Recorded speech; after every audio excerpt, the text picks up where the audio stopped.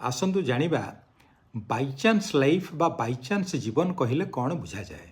By chance ଆପଣ ଜଣେ ଭଲ ଲୋକକୁ ବାହା ହେଲେ ତାହେଲେ ପ୍ରତ୍ୟେକ ଦିନଟା ଆପଣଙ୍କର ଭାଲେଣ୍ଟାଇନ୍ସ ଡେ, ସେ ସବୁଦିନ ଆପଣଙ୍କୁ ଭଲ ପାଇବେ। ବାଇଚାନ୍ସ ଆପଣ ଜଣେ ଭୁଲ ଲୋକକୁ ବାହା ହେଇଗଲେ ତାହେଲେ ପ୍ରତ୍ୟେକ ଦିନଟା ଆପଣଙ୍କର ପେନଫୁଲ୍ ଡେ, ଯନ୍ତ୍ରଣାର ଦିନ। ସେଇଭଳି ବାଇଚାନ୍ସ ଆପଣ ଜଣେ ଲେଜି ବା ଅଳସୁଆ ଲୋକକୁ ବାହା ହେଲେ ତାହେଲେ ପ୍ରତ୍ୟେକ ଦିନଟା ଆପଣଙ୍କର ଲେବର ଡେ, ଶ୍ରମିକ ଦିବସ, ଖଟି ଖଟି ମରିବେ।